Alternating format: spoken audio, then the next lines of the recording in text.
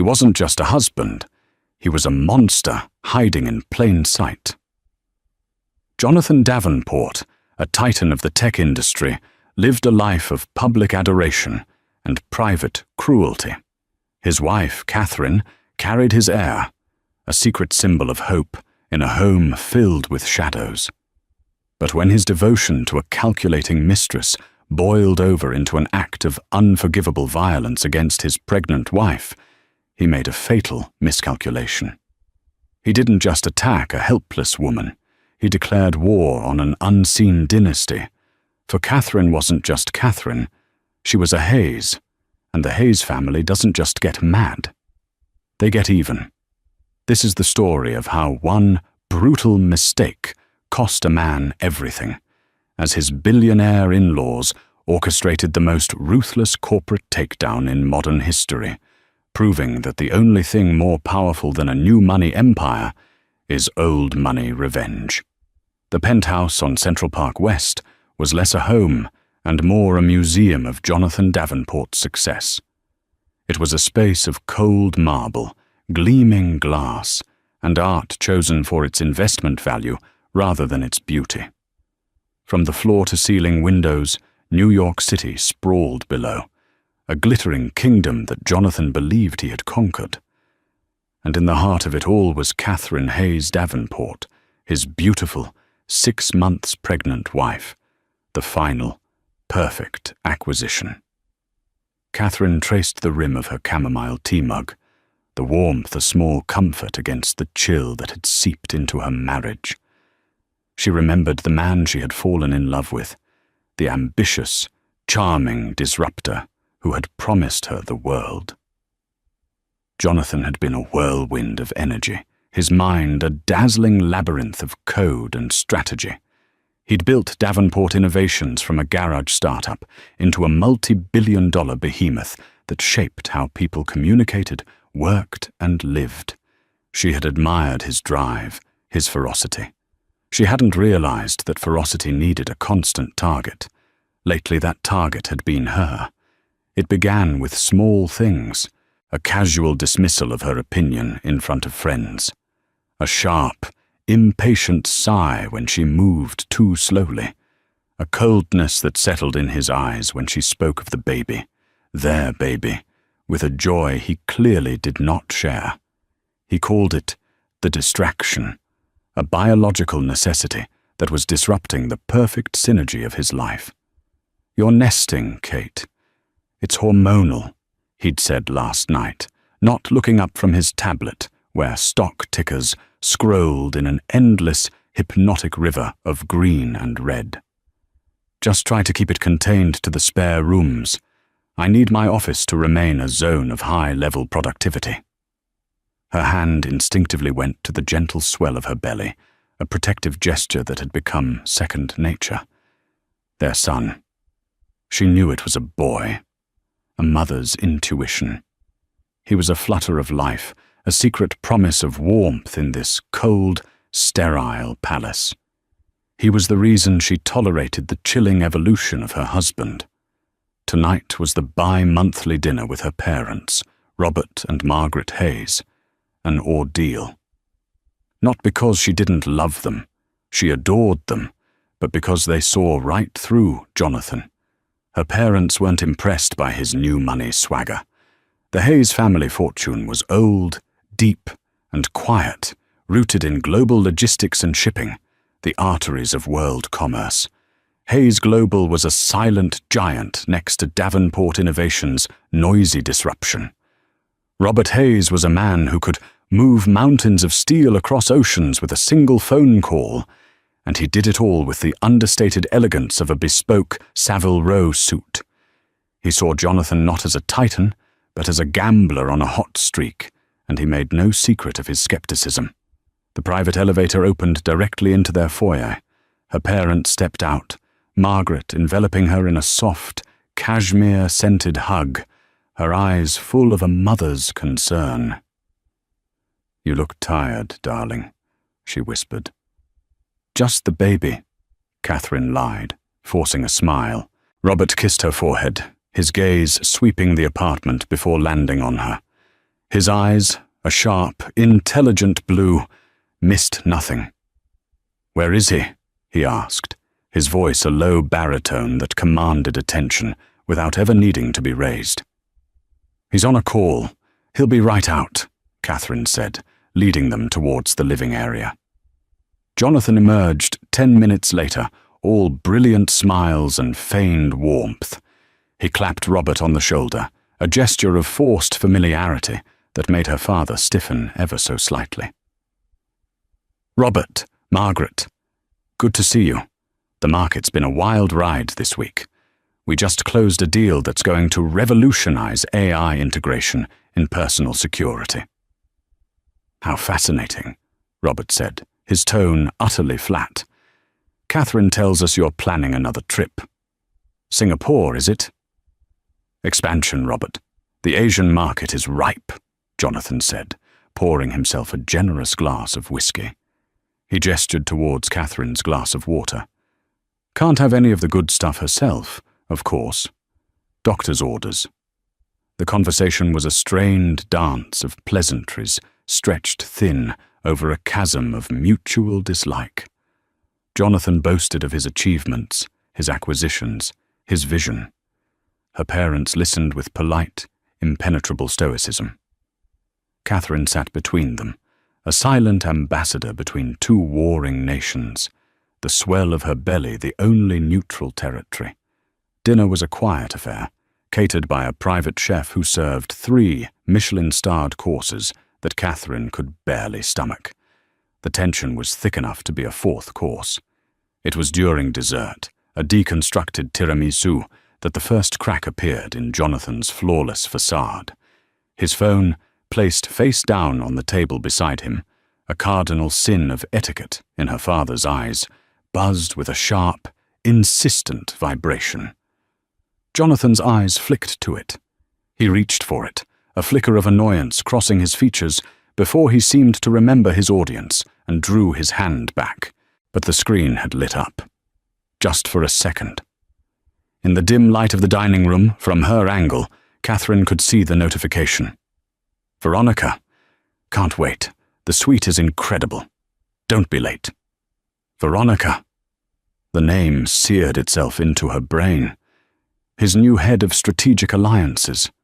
A woman with sharp cheekbones, a sharper mind, and a predatory stillness that had unsettled Catherine from the moment they were introduced at a company gala. Jonathan had praised her effusively, calling her his greatest asset. "Everything all right, Jonathan?" Margaret asked, her voice soft but pointed. "It's nothing," Jonathan said quickly, flipping the phone over. Too quickly. Spam. The curse of modern life. He took a large bite of his dessert, his jaw working. Robert Hayes said nothing. He simply looked at his son-in-law, then at his daughter. He saw the flicker of pain in her eyes, the way her smile became a fragile, brittle thing. He had seen that look before, in the eyes of business rivals just before he broke them. It was the look of someone realizing they had been utterly, catastrophically betrayed. He carefully placed his fork down, the silver chiming softly against the porcelain plate. The sound was as definitive as a gavel strike. The polite fiction of the evening was over. The Cold War had just begun, and Catherine, sitting in the heart of her gilded cage, finally understood that the monster she feared wasn't at the door. He was sitting right beside her. The days that followed the disastrous dinner were a study in manufactured normalcy. Jonathan was either absent or meticulously, unnaturally cheerful. He brought Catherine flowers, peonies her favorite, with a card that read, "For my beautiful wife." He complimented the progress of the nursery, a room he hadn't set foot in for weeks. He was building an alibi, brick by perfect, deceitful brick. But Catherine wasn't a fool. The name Veronica had become a ghost that haunted the silent, cavernous rooms of their home. Sleep became a stranger. She'd lie awake long after Jonathan's breathing had deepened into a steady rhythm, the city lights painting stripes across their bed. Her mind raced, replaying conversations, re-examining moments she had previously dismissed as stress or paranoia. The late nights he'd called server crises, the weekend strategy retreats, the faint, unfamiliar scent of perfume on his suit jacket that he'd blamed on an overzealous realtor in a crowded elevator. It was a mosaic of deceit, and Veronica was the missing piece that made the ugly picture complete. She knew she couldn't confront him without proof. Jonathan was a master of deflection and gaslighting. He would twist her words, weaponize her pregnancy hormones against her, and make her feel like a hysterical, paranoid fool. She needed something concrete, something undeniable. The opportunity came on a Tuesday morning. Jonathan was in a rush, heading to an early board meeting. In his haste, he left his personal tablet on the kitchen island. It was an older model, one he rarely used now, preferring his newer, sleeker devices. But it was still logged into his personal cloud account. Her heart hammered against her ribs, a frantic drumbeat of dread and determination. This felt like a violation, a step into a darkness from which she might not return. But staying in the dark was no longer an option. With trembling fingers, she opened his photo stream. At first, it was all business.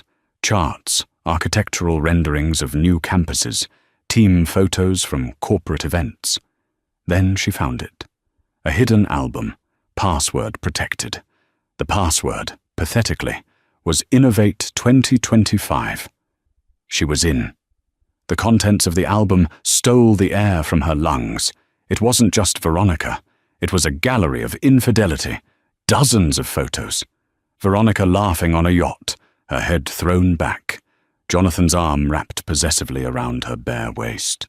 Veronica in a silk robe on a hotel balcony, the skyline of Singapore, the destination of his upcoming business trip, gleaming behind her. There were selfies, intimate and smug, filled with the casual cruelty of a shared secret. They weren't just sleeping together. They were building a life in the stolen moments of his marriage. A wave of nausea, sharper and more acidic than any morning sickness she had experienced, washed over her. She stumbled to the sink, her body shaking. It wasn't just the betrayal, it was the flagrant disrespect. He hadn't just cheated, he had documented it, catalogued it like another one of his corporate acquisitions. She scrolled further, a kind of numb horror propelling her. There were emails, drafts of legal documents exploring ways to shield assets in the event of a no-fault divorce. He had been planning this, planning to discard her once the biological necessity of an heir was fulfilled. Her blood ran cold. The baby wasn't a bond that held them together. To him, it was a transaction, and the final payment was her dismissal. She knew what she had to do. She forwarded the most damning photos and a single, devastatingly callous email to her own secure account before deleting the evidence of her intrusion. She felt a profound and chilling calm settle over her. The loving wife was gone, shattered by the digital proof of her husband's treachery. In her place was a haze, and a haze didn't break. They prepared for war. That evening, she waited for him in the living room, the city lights her only company. She didn't turn on the lamps. She let the shadows gather, a reflection of the darkness that had consumed her heart. Jonathan walked in at 9, loosening his tie. "Kate?" Sitting in the dark, trying to save on the electric bill, he joked, his voice echoing in the vast room. "We need to talk, Jonathan," she said. Her voice was steady, devoid of the tears he likely expected. He sighed, the performance of the doting husband vanishing instantly. "I've had a brutal day. Can this wait?" "No," she said, her tone absolute. "It can't. Who is Veronica Shaw?" He froze, his hand halfway to the whiskey decanter.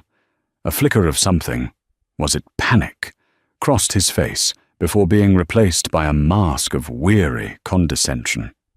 My head of strategic alliances, a brilliant executive. Why?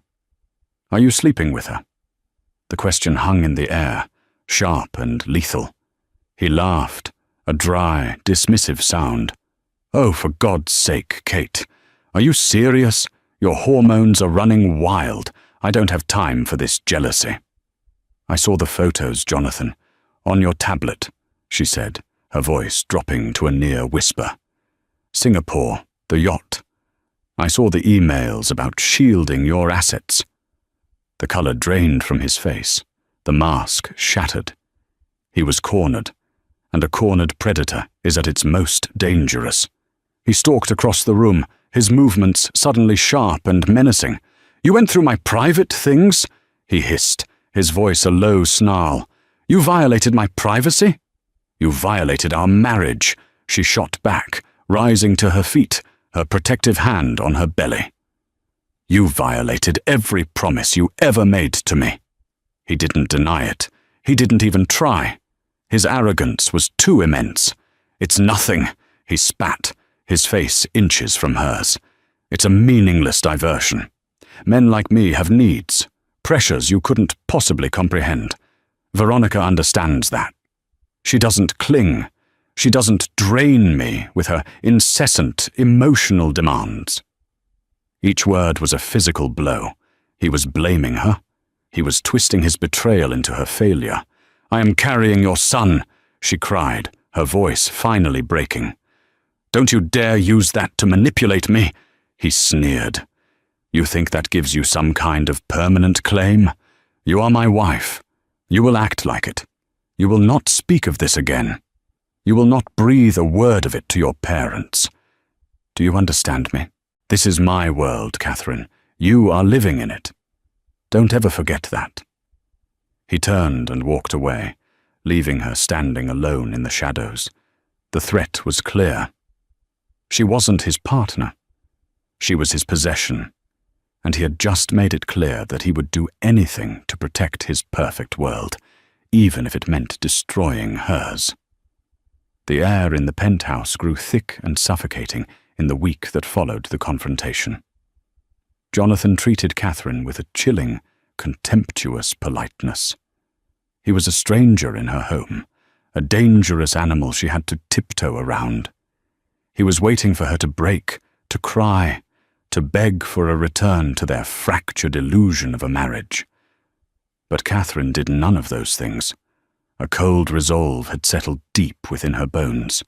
She was playing for time, figuring out her next move, consulting discreetly with a divorce lawyer her father had recommended years ago, just in case. Her quiet defiance infuriated Jonathan. He was a man accustomed to control, to seeing his will imposed on the world. Catherine's silence was a form of rebellion he couldn't stomach. The tension coiled tighter and tighter with each passing day, a spring being wound to its absolute limit. The breaking point came on a rainy Friday night. Jonathan had been scheduled to fly to Singapore the next morning for his expansion trip. Catherine knew it was a lie. He was going to be with Veronica. The thought of them together in that hotel suite from the photos, laughing at her, was a constant, burning agony. He came home late, well after midnight.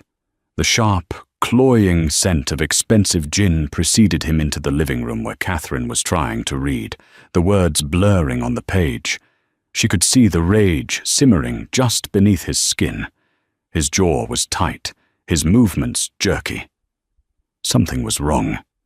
The trip's been postponed, he bit out, slamming his briefcase onto the marble coffee table with a crack that made her jump. Oh, is everything all right? She asked, keeping her voice even. No, everything is not all right, he snarled, turning to face her. His eyes were bloodshot. Veronica's threatening to go to the press. Some bottom-feeding journalist got a tip about us, and now she's panicking. She wants me to leave you. Tonight. She wants me to announce our separation, before the story breaks." Catherine's heart stopped. So this was it. The mistress was making her move. "And what did you tell her?" Jonathan let out a harsh, bitter laugh. "What do you think I told her? I told her to calm down, that I'd handle it. But this is your fault. All of this. If you hadn't been so needy, so emotional, snooping through my things, this never would have spun out of control." "My fault?" Catherine stood up, her book falling to the floor. The injustice of his words was a white-hot poker to her soul. "You're the one who cheated, Jonathan. You're the one who lied and built this entire sordid mess. Do not put this on me." "I built an empire!" he roared, his voice bouncing off the cold, unforgiving surfaces of the room. "I have a reputation, a legacy, and you, with your moods and your hormones and your perfect little family expectations, you are going to drag it all down. All I ever wanted was a husband, a partner, not a CEO who scheduled me in like a meeting. And I wanted a wife who understood what it takes to stay at the top, not one who cries because I have to miss a birthing class." The argument escalated, his voice growing louder, more menacing. He paced the room like a caged tiger, his words becoming more vile, more personal. He insulted her intelligence, her background, her worth. And then he turned his venom on the one thing that was sacred. "And this baby," he sneered, gesturing contemptuously at her stomach. "This miracle. It's a complication, a liability, an anchor I'm going to have to drag around for the next 18 years. Something inside Catherine snapped. All the pain, the betrayal, the fear coalesced into a single point of pure, protective fury. "You will not talk about my son that way," she said, her voice low and trembling with rage. "He is the only good thing to come out of this entire sham of a marriage. I'm leaving you, Jonathan. I'm leaving, and I'm taking him with me. You will not have the satisfaction of a perfect family photo for your brand while you destroy us behind closed doors." His face contorted into a mask of pure fury. The last vestiges of the civilized man she had once known were stripped away, revealing the monster beneath. "You're not going anywhere," he hissed, advancing on her. "You are not taking my son, and you are not ruining my life." She stood her ground, her chin high. "Watch me." That was when he shoved her. It wasn't a small push. It was a violent, two-handed shove to her chest that sent her stumbling backward. Her heel caught on the edge of a thick rug. Time seemed to slow down. She flailed, her arms windmilling, trying to regain her balance, but her center of gravity was already compromised by her pregnancy. She fell, hard. Her side and hips slammed against the sharp corner of the marble coffee table. A bolt of excruciating pain shot through her, so intense it made her vision flash with white spots. She cried out, a sound of pure agony and terror, instinctively curling into a ball on the floor, her arms wrapping around her belly as if her body could form a shield. "My baby," she gasped, the words choked with tears and pain. "Oh God, the baby." Jonathan stood over her, his chest heaving, his face pale with shock at what he had done. But in his eyes, there was no remorse. There was only fury that she had pushed him this far. He took a step towards her, his hand raised. For a horrifying second, she thought he was going to strike her again as she lay helpless on the floor. But the sound of a key in the private elevator's lock made him freeze. It was Grayson, her parents' head of security, an unflappable man who had been with her family for 30 years.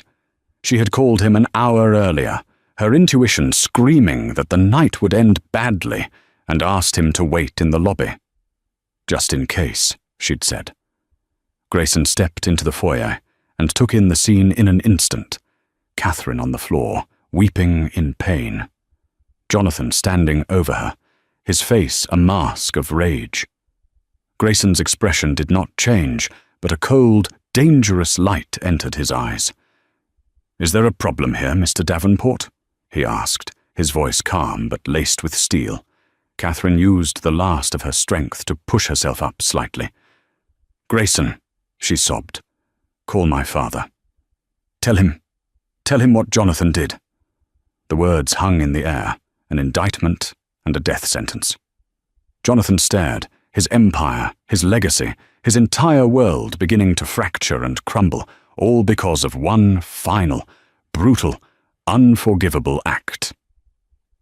The spring had snapped. The drive to the Hayes family estate in Westchester County was a blur of flashing lights and muted sirens. Grayson had made 2 calls. The first was to a private medical team affiliated with a top city hospital, bypassing the usual 911 dispatch to ensure absolute discretion and the best possible care. The second, more consequential call was to Robert Hayes. Catherine hadn't heard the conversation, but she saw the grim set of Grayson's jaw. They had bundled her into a black town car with blacked-out windows, leaving Jonathan standing dumbstruck in the middle of his marble museum, the first tremor of fear finally breaking through his rage. The paramedics had worked on her in the back seat, their professional calm a stark contrast to the storm of terror raging inside her. Every twinge, every cramp, was a new wave of panic. Was the baby okay? Had that monstrous impact on the table harmed him? They arrived at the gates of the Hayes estate, a sprawling sanctuary of old stone, manicured lawns, and ancient oak trees. It was the home where she had grown up, a world away from the cold modernity of her penthouse. As the car crunched up the gravel driveway, the front doors of the main house swung open.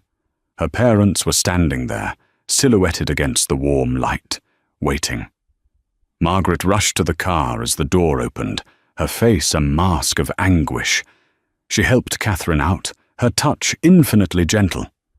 "Oh, my darling girl," she murmured, her voice thick with unshed tears. "My poor baby." Robert Hayes stood beside his wife, his stillness more terrifying than any outburst.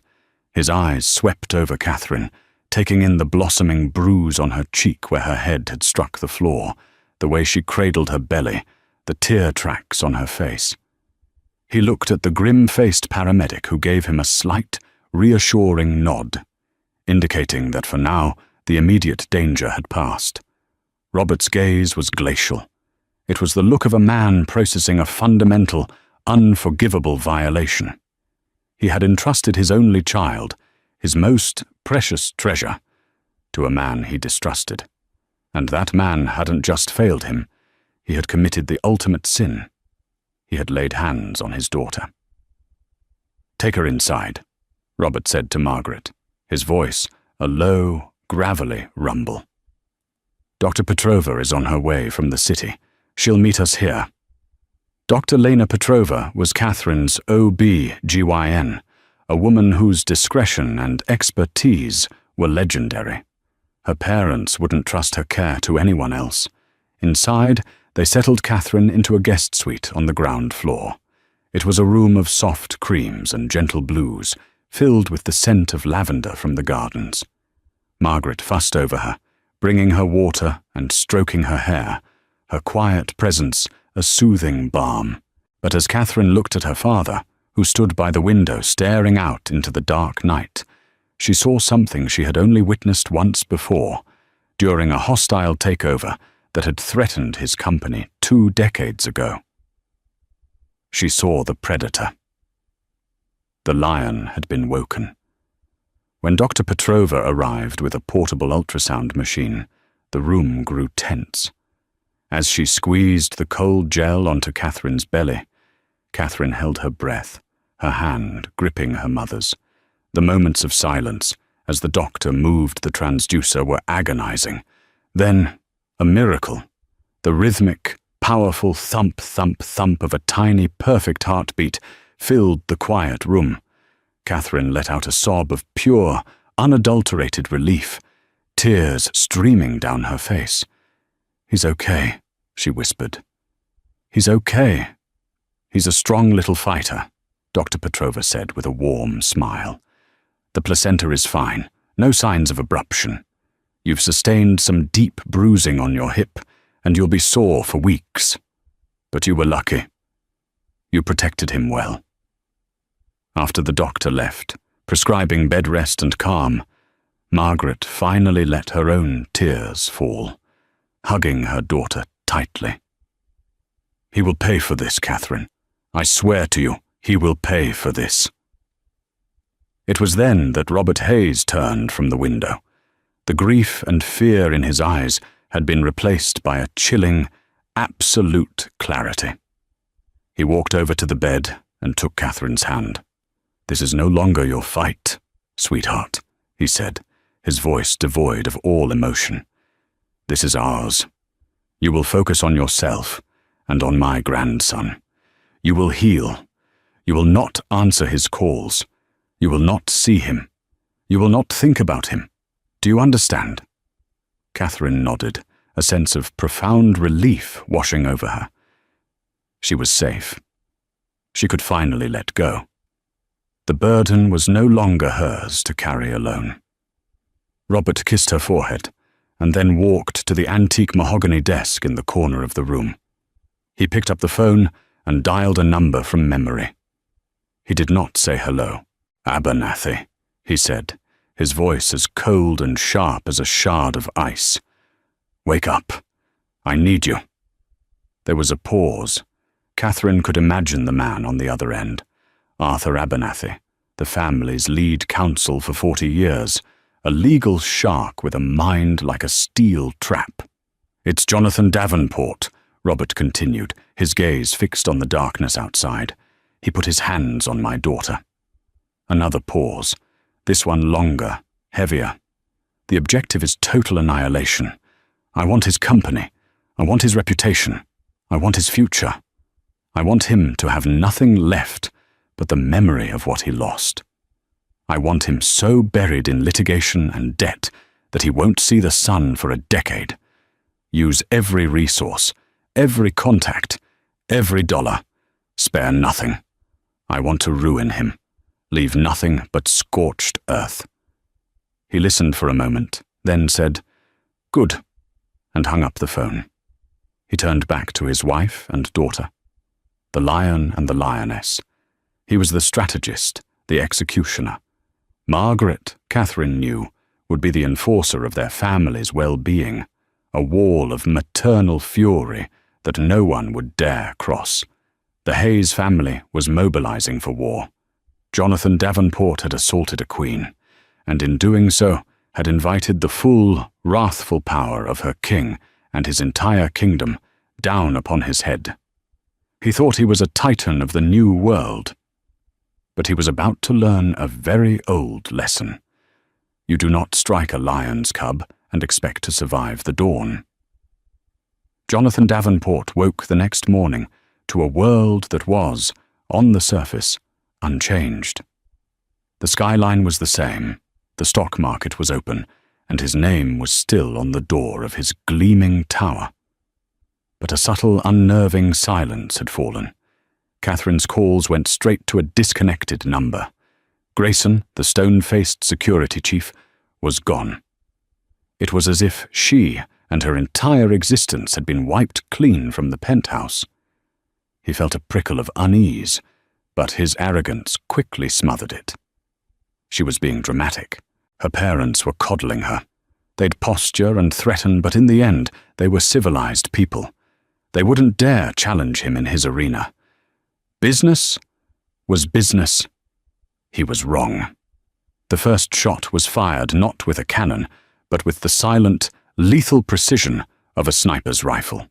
It happened at 9:31 a.m., 1 minute after the opening bell on Wall Street. A massive, anonymous block of Davenport Innovation stock was dumped onto the market, triggering an immediate, panicked sell-off. The price, which had been climbing steadily for months, dipped 5%, then 10%. Jonathan, watching the ticker on his office monitor, felt a jolt of alarm. He called his top trader. "What the hell is happening?" "I don't know," The man shouted over the din of the trading floor. "It's a ghost! A huge institutional cell, but it's being routed through a dozen shell corporations.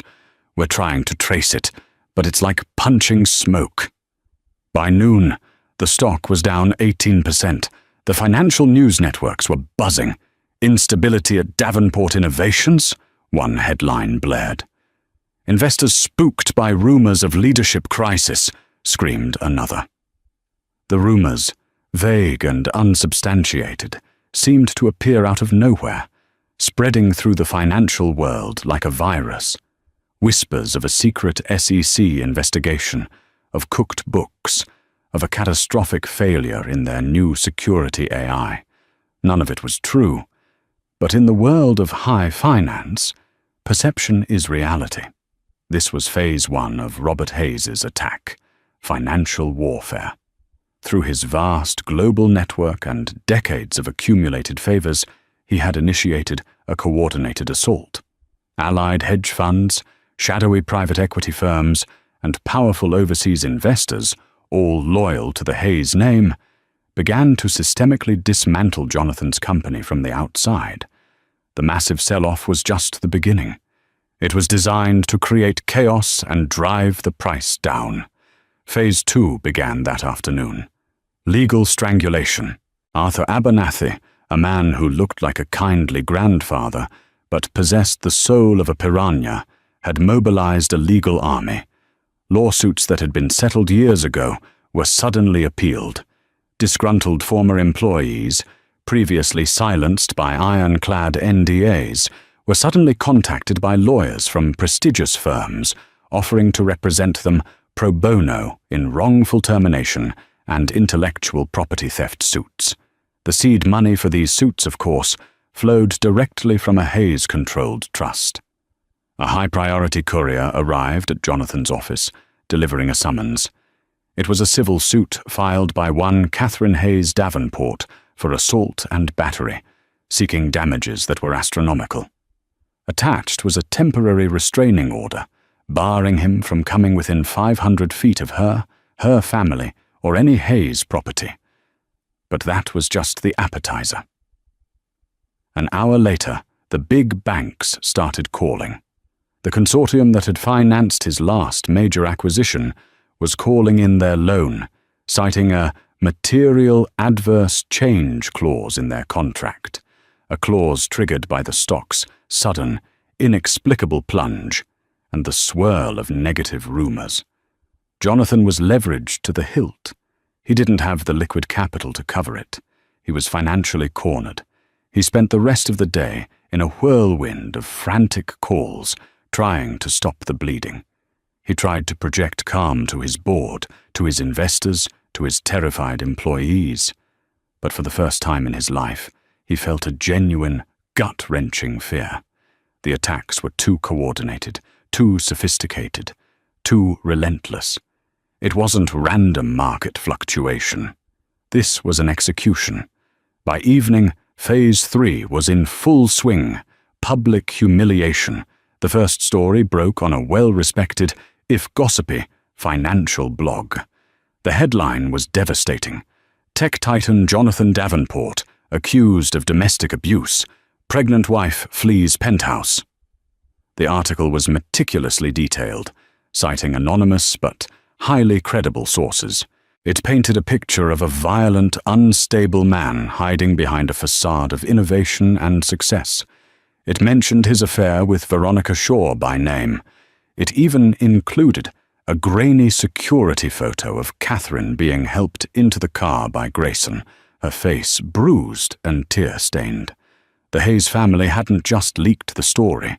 They had delivered a perfectly packaged narrative of villainy. The fallout was immediate and catastrophic. Veronica Shaw, who had been an asset, was now a liability. She was suspended by the board pending an internal investigation. Her calls to Jonathan went unanswered. Her career was over. The brand she had so carefully cultivated was now irrevocably tied to a sordid abuse scandal. Jonathan locked himself in his office, the city lights that once looked like a conquered kingdom now mocking him. He was trapped.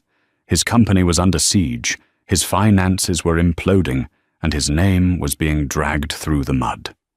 He finally understood. This wasn't business. This was personal. This was Robert Hayes. He felt a surge of defiant rage. He had built his empire from nothing. He wouldn't let this old money dinosaur destroy him. He would fight back. He picked up his phone to call his own lawyers, his PR team, to rally his loyalists. But as he looked at his contact list, a chilling realization dawned on him. His lead attorney had sat on a charity board with Robert Hayes for a decade. His PR firm's biggest client was a subsidiary of Hayes Global. The politicians whose campaigns he'd funded all owed favors to the Hayes dynasty. He hadn't built his own world. He had simply been allowed to play in theirs. And now his playtime was over. The siege was complete. He was surrounded, cut off, and his enemy controlled the air he breathed, the ground he stood on, and the money he spent. The empire of Jonathan Davenport was about to fall. The fall of Jonathan Davenport was not a slow decline. It was a detonation. In the space of 2 weeks, the empire he had spent a decade building was reduced to rubble. The relentless financial, legal, and public relations assault orchestrated by Robert Hayes was a masterclass in corporate destruction. The board of directors, men and women he had handpicked, forced him to take an indefinite leave of absence. It was a public execution disguised as a vacation. The stock price continued to plummet until a mysterious investment group, Orion Holdings, initiated a hostile takeover bid. The offer was insultingly low, but with the company bleeding value and creditors circling, the board had no choice but to accept. Jonathan, his own shares devalued to near worthlessness and his voting rights suspended, could only watch. His personal assets were frozen by court order, pending the outcome of Catherine's civil suit.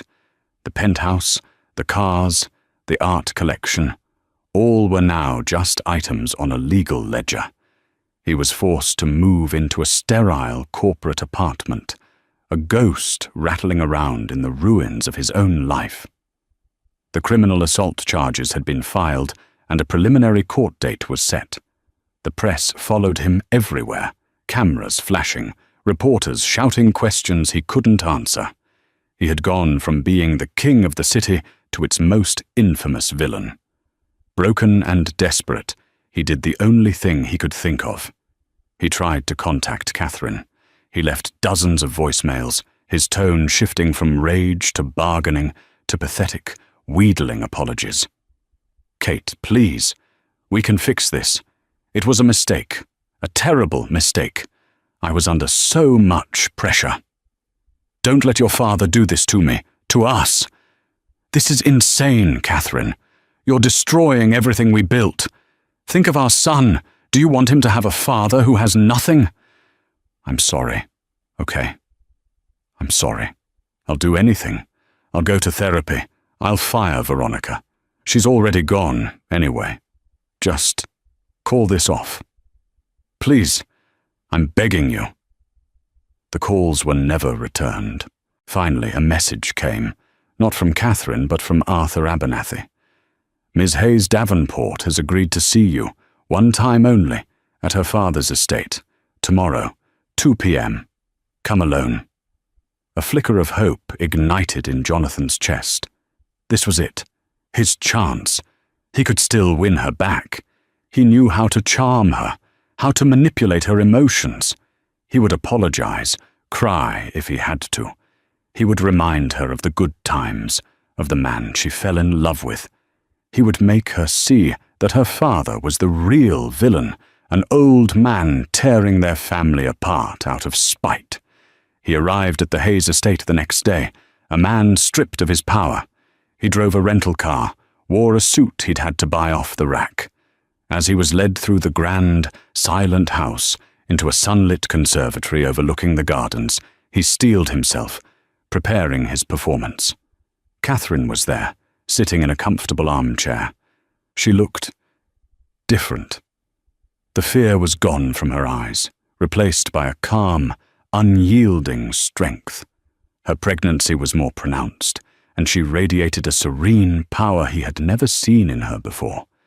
Her father, Robert Hayes, stood by the French doors, his arms crossed, a silent, imposing guardian.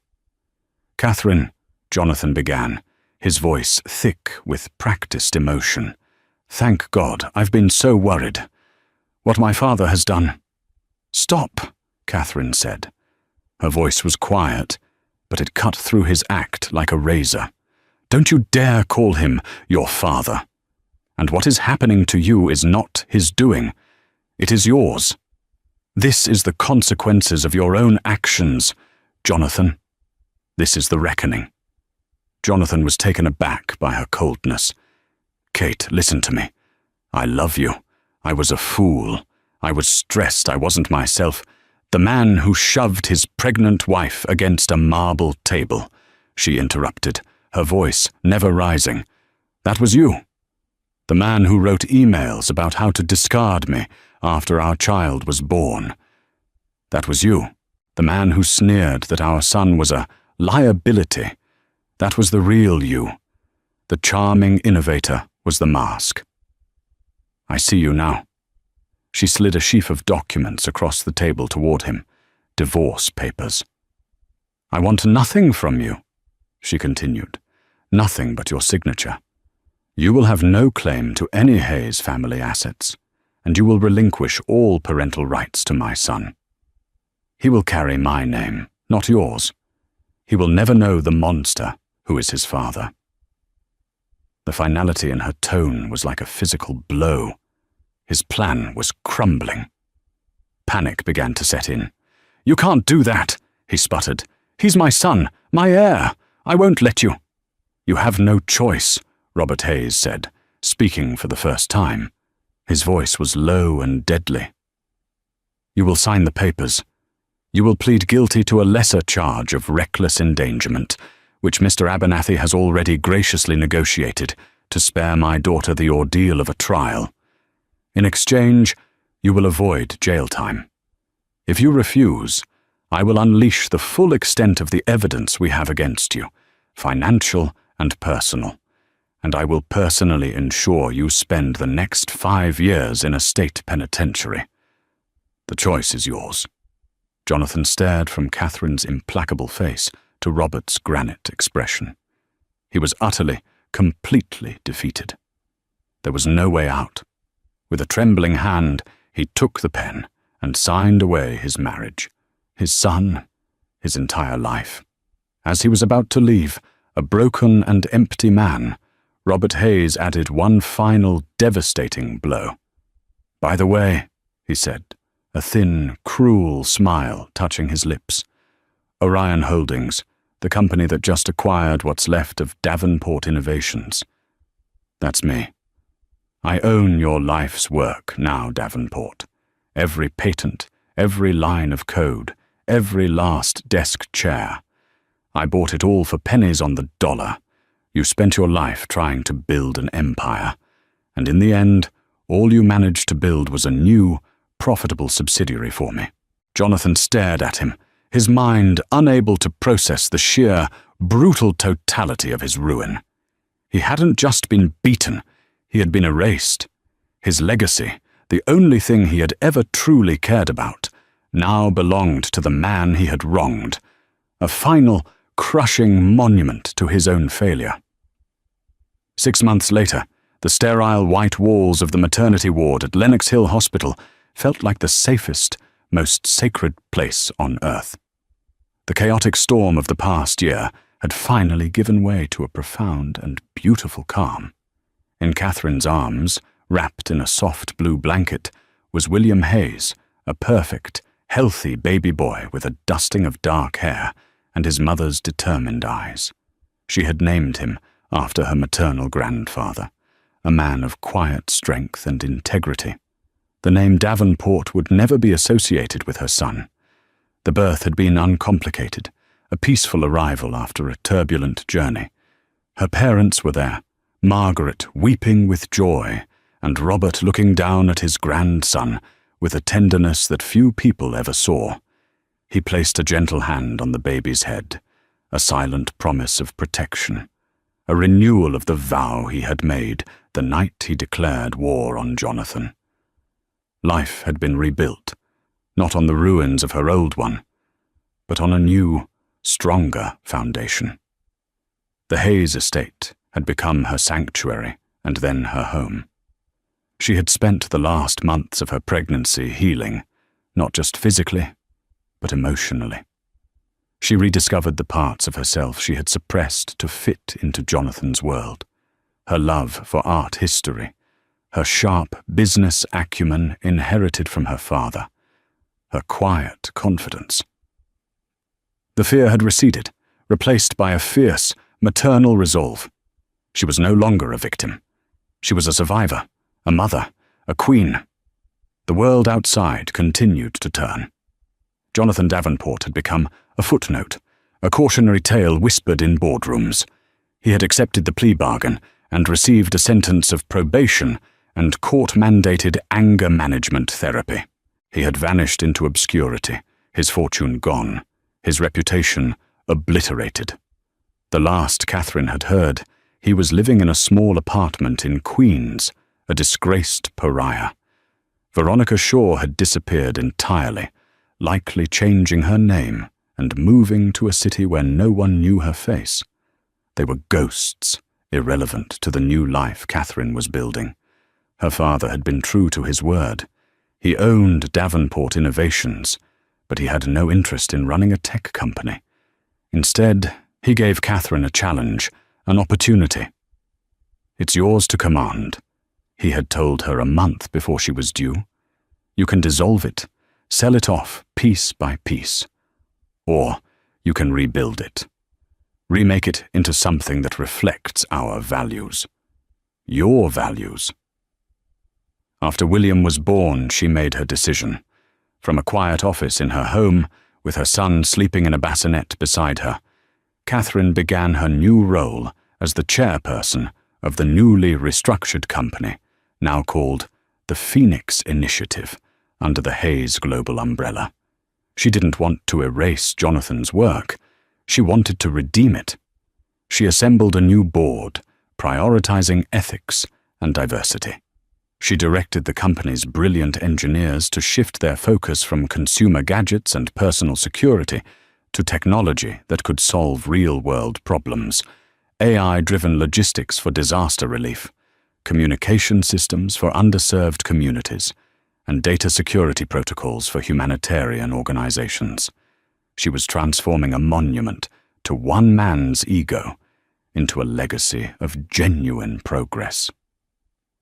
One crisp autumn afternoon, she stood by the window of William's nursery, rocking him gently in her arms.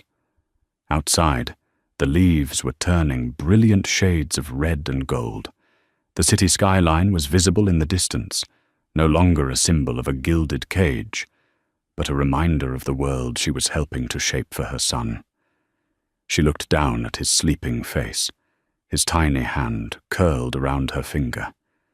He was her future, her purpose.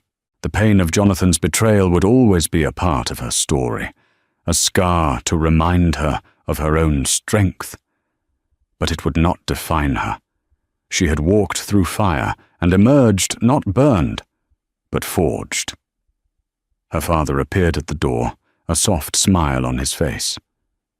"He's a handsome boy," Robert said quietly. "He is," Catherine agreed, her voice full of love. "He's a Hayes."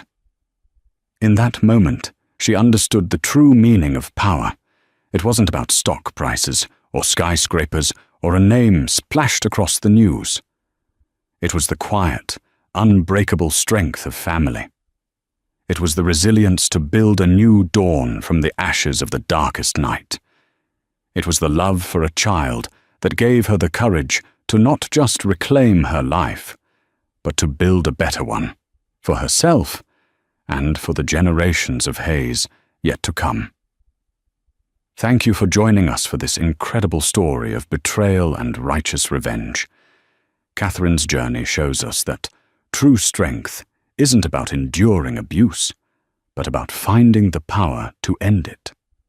When Jonathan Davenport chose his ego over his family, he underestimated the fierce love of a father and the unbreakable spirit of a mother-to-be. The Hayes family proved that some lines should never be crossed, and that the quiet, patient power of old money can dismantle a new money empire overnight when its most precious asset is threatened. What did you think of the Hayes family's total takedown of Jonathan's empire? Was it justice, or was it a step too far? Let us know your thoughts in the comments below. If you were moved by Catherine's story of resilience and empowerment, please hit that like button. Share this video with someone who needs to hear it, and make sure you subscribe to our channel for more unforgettable real-life dramas. Your support helps us bring these powerful stories to light. Thank you for watching. He was a man who had everything: a corner office on the 50th floor, a tailored suit worth more than most cars, and a ruthless ambition that had scorched everyone beneath him. His secretary Clara was just another rung on his ladder, diligent, intelligent, and inconveniently pregnant. When his ambitious mistress, Serafina, wanted Clara gone, he did it without a second thought. He fired her, publicly, humiliatingly. What he didn't know, as he watched her walk away, was that Clara wasn't just his secretary. She was Clara Hayes, the only daughter of the man who owned the entire building, and the reckoning was just beginning. Julian Vance lived his life 50 floors above New York City, and he believed this altitude granted him a kind of divinity. His office at Vanguard Equity Partners wasn't just a room, it was a testament to his arrival. It was a cube of glass suspended over the city, and from it he viewed the world, and his employees, as tiny, manageable subjects. Julian was a man carved from ambition. At 38, he was the youngest senior vice president in the firm's history, and he wore his success like armor: bespoke Tom Ford suits, a Patek Philippe watch that chimed on the quarter hour, and a smile that was both dazzling and predatory. Outside that glass cube sat Clara Hayes. Clara was, in every way, the antithesis of Julian's flash. She was quiet, methodical, and possessed an intelligence that was as deep as it was unobtrusive. For 2 years, she had been the perfect secretary. She anticipated his needs, corrected his mistakes before he made them, and managed his chaotic schedule with an unnerving calm. She was, as Julian often bragged to his peers, a mind reader. But 6 months ago, Clara had become an inconvenience. She was pregnant. Her body, once neatly professional, was now undeniably round. Her presence, once efficient, now seemed to Julian to be a constant, ticking reminder of biological messiness. He loathed it. It wasn't just the impending maternity leave, a scheduling black hole, he'd called it. It was the visual of it. It screamed weakness. It screamed domesticity. It screamed everything Julian had sacrificed to get where he was. "Clara!" he barked through the intercom, not looking up from his terminal. "My 10 a.m. client notes. Now." "They're on your desk, Julian," her calm voice replied instantly. "I placed them there an hour ago. Open to page 3, where you'll find the discrepancies in their Q3 report." Julian glanced down. There they were. He grunted, annoyed at her preemptive competence. His annoyance was being actively stoked by Serafina Croft. Serafina was the firm's new head of strategic marketing, hired 3 months prior. She was fire to Clara's ice, all sharp angles, blood-red lipstick, and a laugh that echoed with undisguised avarice. She and Julian had fallen into a discreet, then flagrant affair almost immediately. Serafina didn't just want Julian's affection, she wanted his power, and she saw Clara as a stubborn obstacle. Serafina sauntered over to Clara's desk, leaning against it hip first, deliberately crowding Clara's space. She was holding a steaming mug. "Still here, Clara?" Serafina purred, loud enough for the entire floor to hear. "I'm surprised you can still fit behind that desk.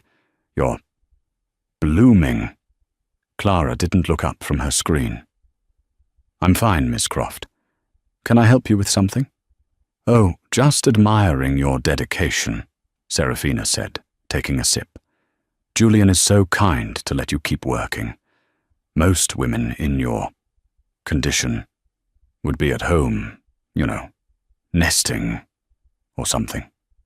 A few junior analysts snickered. Clara's fingers paused on the keyboard. Beside her, Mary, the older executive assistant for another partner, shot Serafina a venomous look. Mary liked Clara. She'd seen ambitious sharks like Serafina devour good people for sport. "I'm more effective here, Miss Croft," Clara said evenly. "Are you, though?" Serafina shot back. Julian was just complaining that the Sanderson files were late. "Pregnancy brain, I suppose?"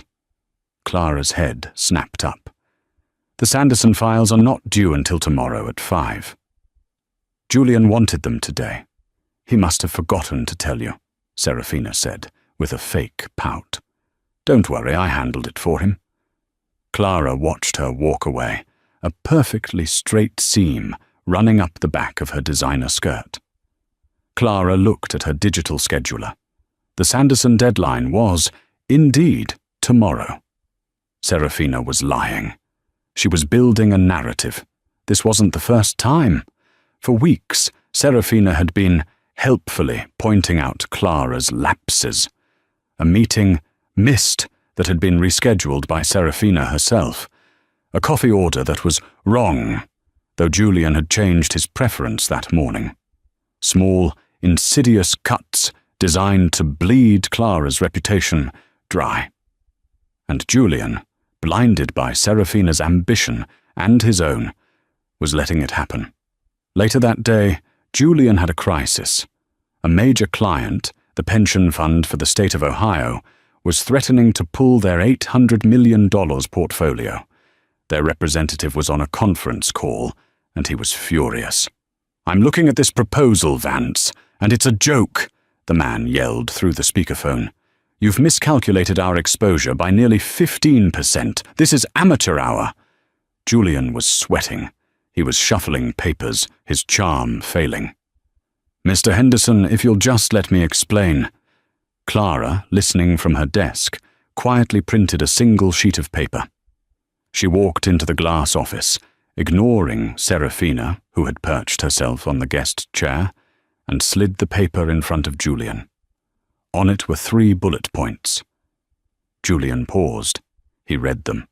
His posture changed. "Mr. Henderson," Julian said, his voice suddenly smooth as silk. "I haven't miscalculated. You're looking at the projections before we factored in the new federal bond acquisitions.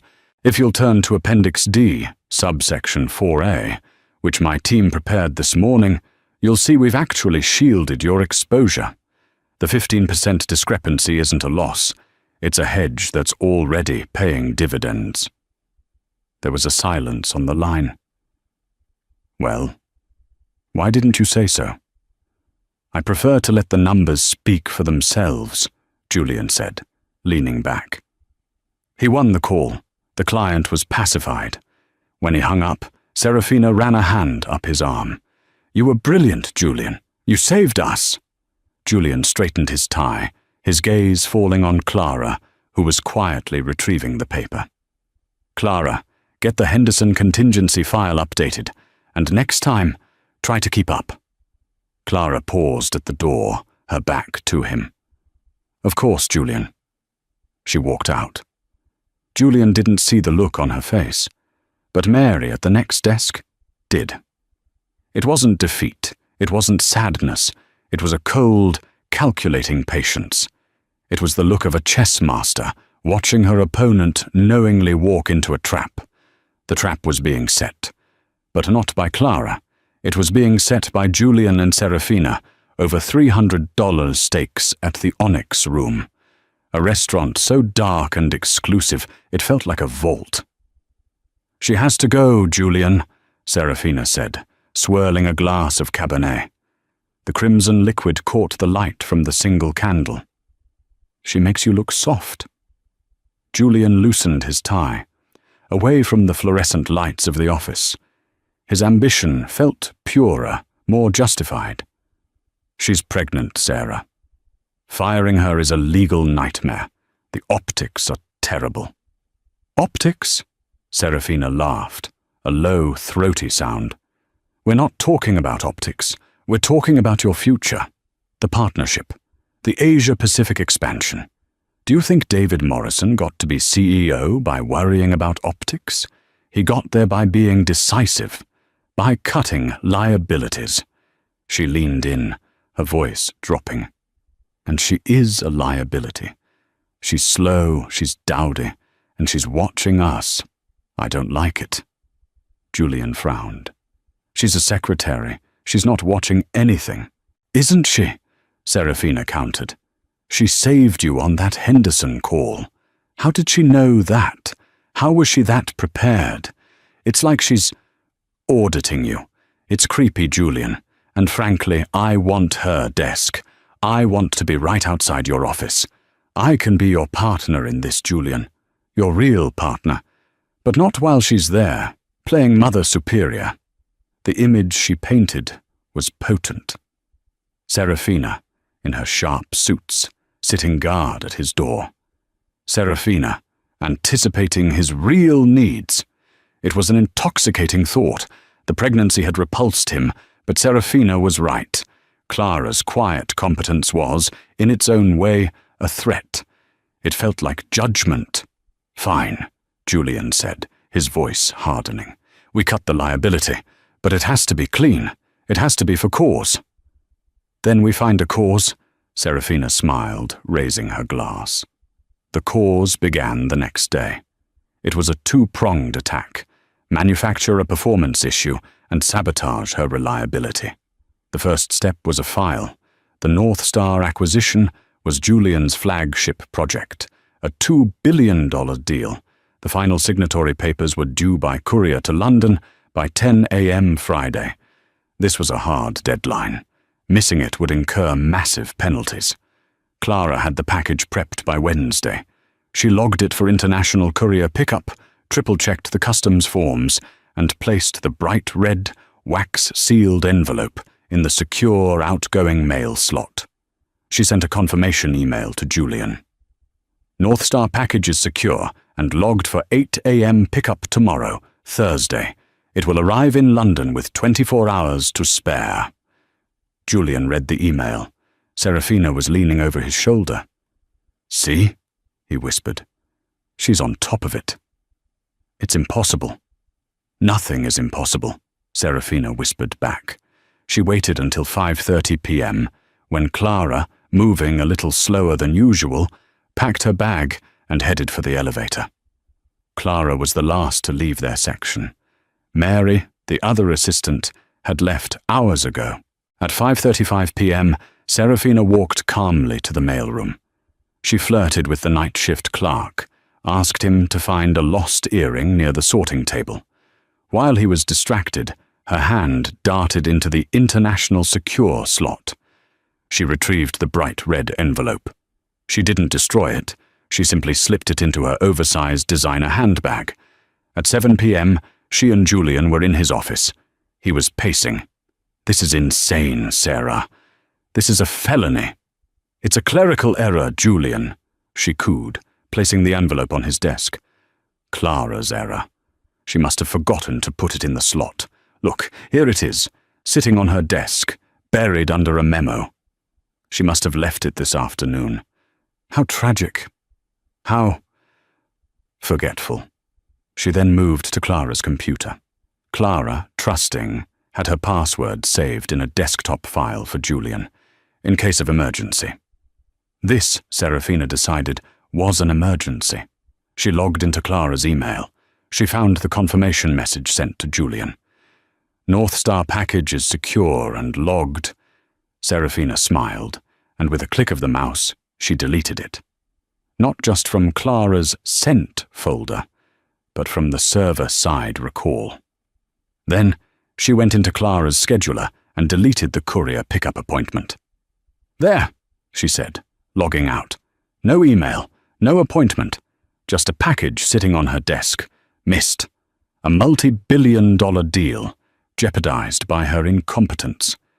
By her pregnancy brain." Julian stared at the package. This was the point of no return.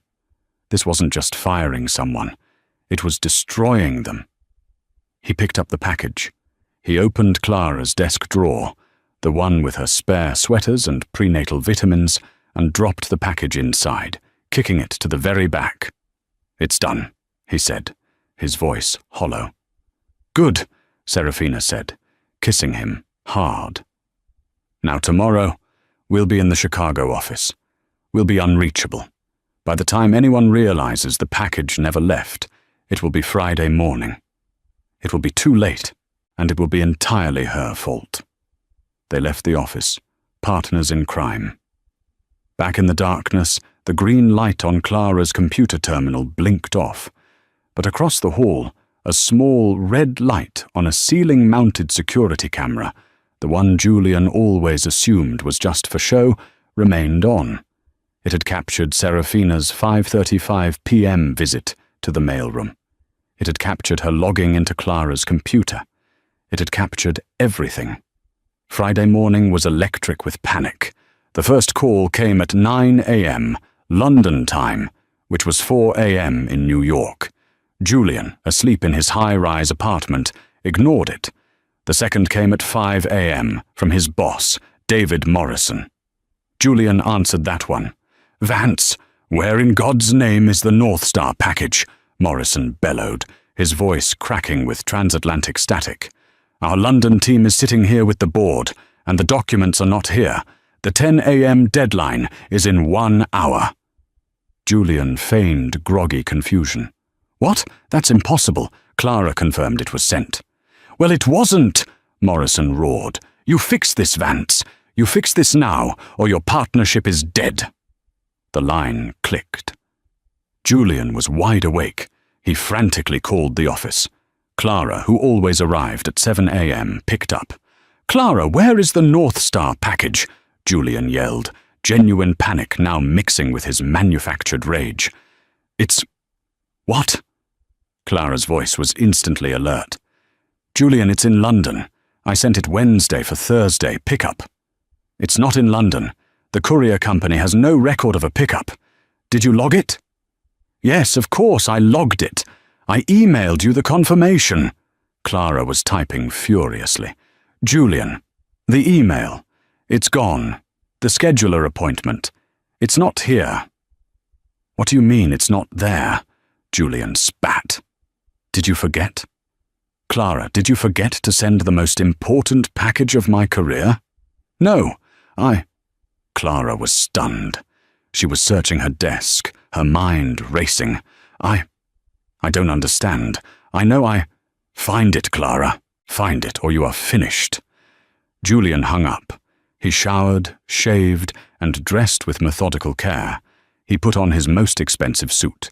Today was a day for an execution. He arrived at the office at 9 a.m. sharp.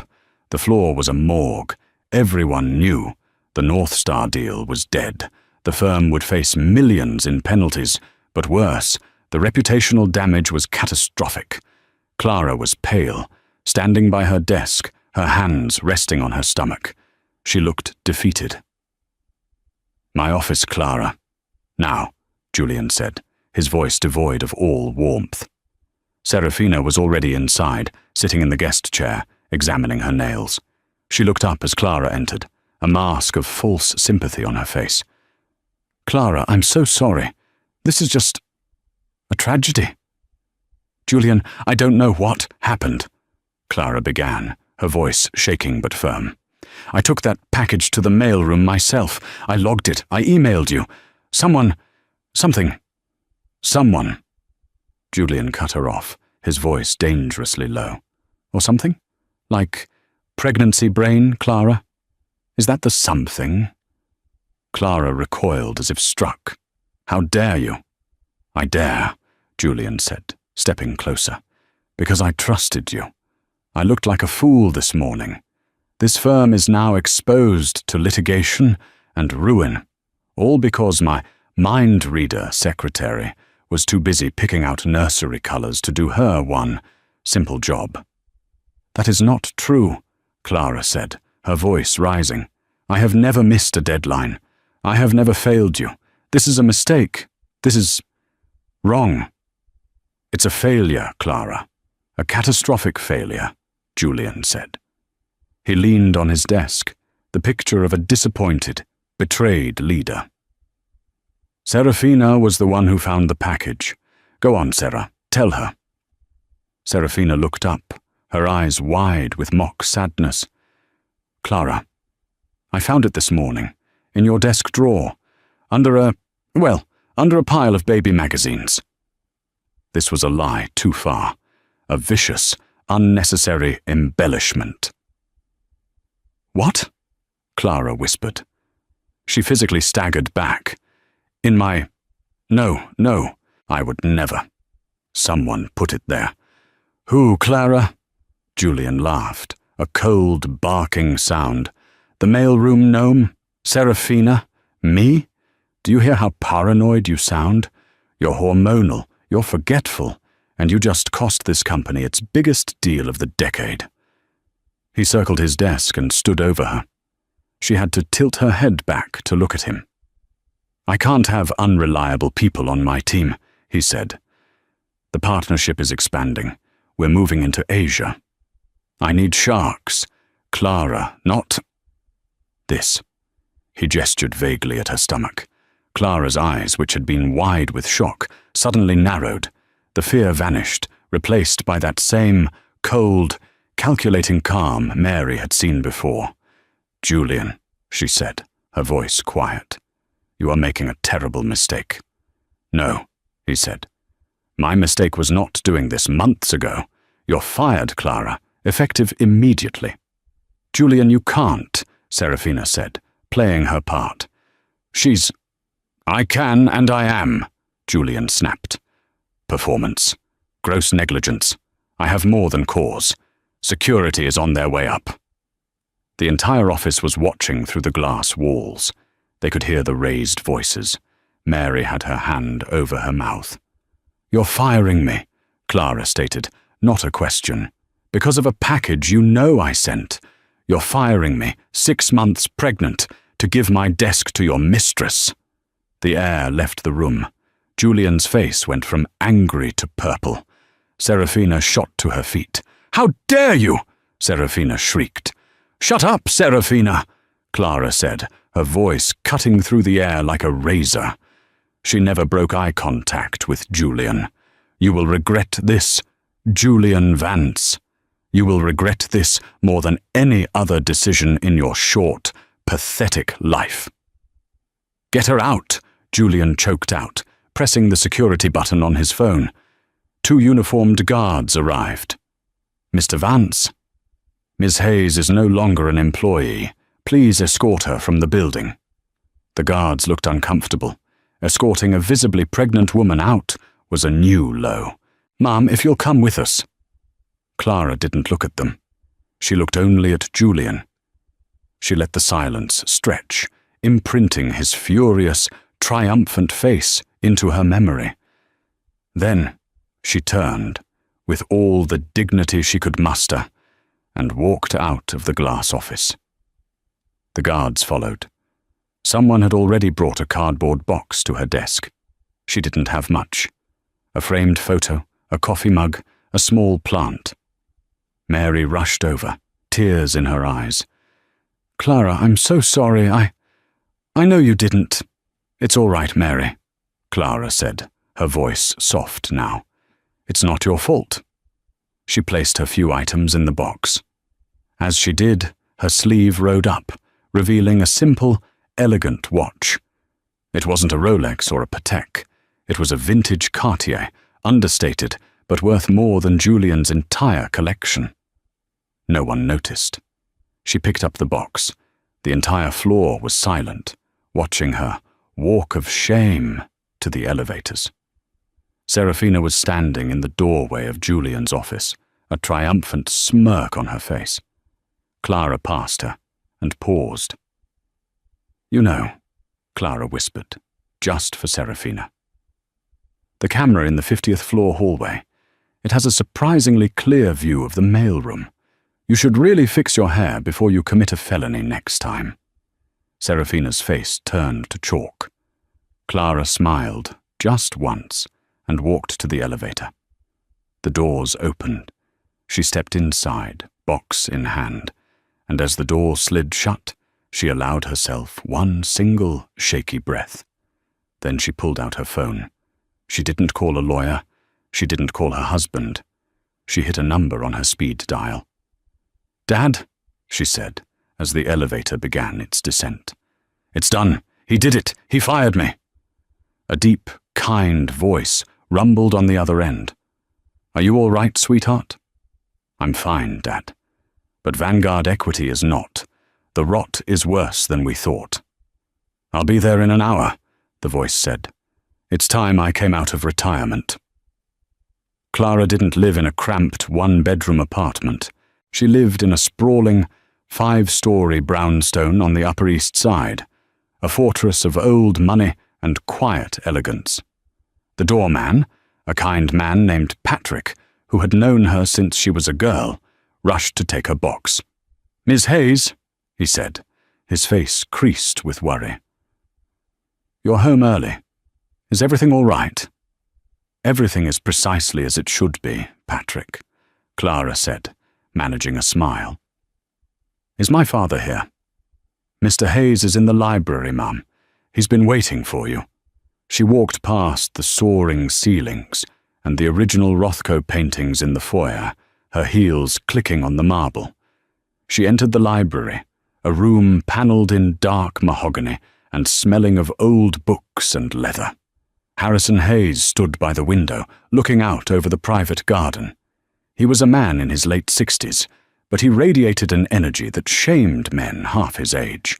He wasn't tall, but he was broad, with a full head of white hair and eyes so blue they seemed to bore through steel.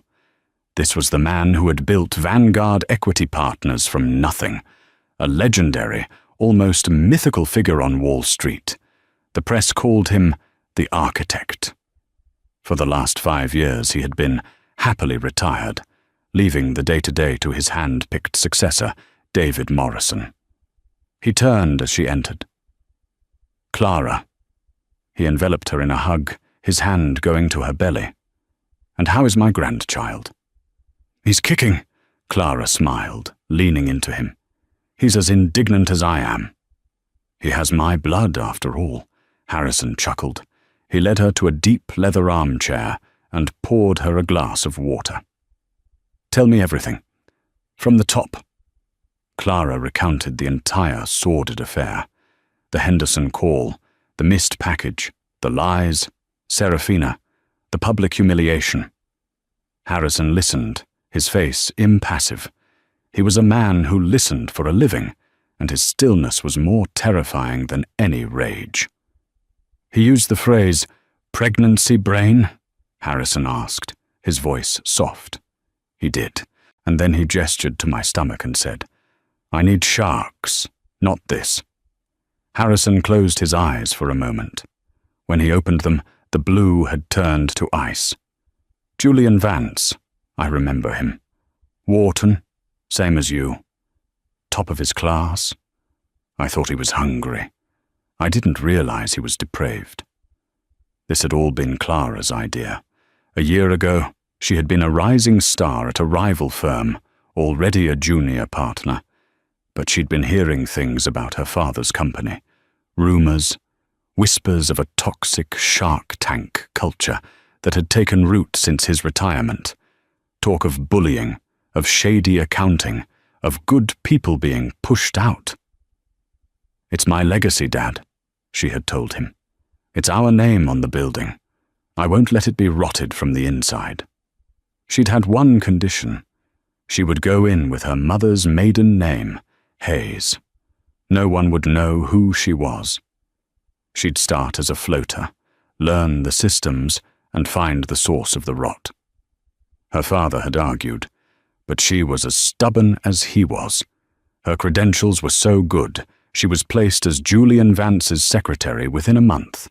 His reputation as a difficult manager was legendary, and no one else would take the job. "I thought he was just an arrogant bully, Dad," Clara said, sipping her water. "But this is criminal. Serafina Croft and he, they're stealing." "Stealing?" Harrison sat up. "You have proof?" "More than proof," Clara said. She walked to the desk and pulled out a slim, encrypted flash drive. "Julian thought I was reading baby magazines. I was running forensic accounting on his discretionary marketing funds, the ones he directs to Serafina." She plugged the drive into a laptop. "Serafina isn't just his mistress. She's his launderer. 3 months ago, she incorporated a shell company, Croft Media Solutions. Since then, Julian has approved over $4 million in consulting fees to this company. The invoices are for market synergy analysis and brand strategy. They're boilerplate nonsense." She pulled up another file. "Here are the bank transfers from Croft Media Solutions to an offshore account in the Caymans, an account held by a holding company. And guess who the sole director of that holding company is?" "Julian Vance," Harrison finished, his voice grim. "He wasn't firing me because I'm pregnant," Clara said, the pieces clicking into place. "He was firing me because I was there. I was the one who processed his expense reports. I was the one who saw the invoices. He and Serafina, they thought I was just a dumb, pregnant secretary. They got sloppy. They were afraid I was getting too close." "The North Star package," Harrison said. "It wasn't just to get you fired. It was a distraction, a big, messy, public execution to draw everyone's attention away from the real crime." "Exactly. And they used my pregnancy as the perfect, believable excuse for my incompetence." Harrison stood and walked back to the window. The silence in the room was heavy. "David Morrison," Harrison finally said. "He's a good man, but he's blind. He wants to see the best in people. He let this happen." "What do we do now?" Clara asked. Harrison turned. The kindness was gone from his face, replaced by the cool, lethal focus of the architect. "Now? Now we remind them whose name is on the building." He picked up his phone. "Robert, get the jet ready. We're going to the office. And call an emergency meeting of the entire board of directors. Tell them Harrison Hayes is back." He looked at his daughter, a fierce pride in his eyes. "And Clara, it's time for you to change out of your secretary's uniform. You're going to need your Wharton suit for this." Julian Vance felt like a king. He had slept the sleep of the victorious. The North Star deal was a disaster, yes, but he had already spun it. He had spent all of Friday afternoon in crisis meetings with David Morrison, the CEO. "David, I am shattered," Julian had said, a masterpiece of feigned grief. "I trusted her. I think I was too sensitive to her condition. I didn't want to add to her stress, so I wasn't as vigilant. I blame myself." Morrison, a man who valued empathy, had bought it. "It's a terrible lapse, Julian, but you're right. The timing, it's a mess. Don't worry. Our lawyers will handle the fallout. You just focus on the partnership. We need your leadership." The partnership. It was still his. He had cut the liability, and he was being rewarded for it. Now it was Monday morning. He walked into the lobby of the Vanguard Tower, his $3,000 leather shoes clicking on the granite. He nodded curtly to the security guard, his mind on Serafina, who was already upstairs. She had officially moved her things to Clara's old desk, right outside his glass cube. Everything was in its right place. The elevator was packed with junior analysts, all of whom went silent when he stepped in. He was a god to them. Terrifying, but a god. When he stepped out onto the 50th floor, however, the atmosphere was wrong.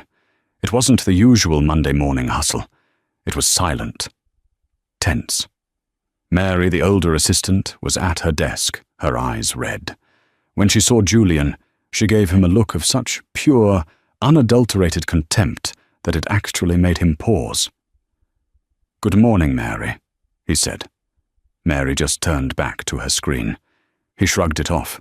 He walked toward his office. Serafina was not at her new desk. Strange.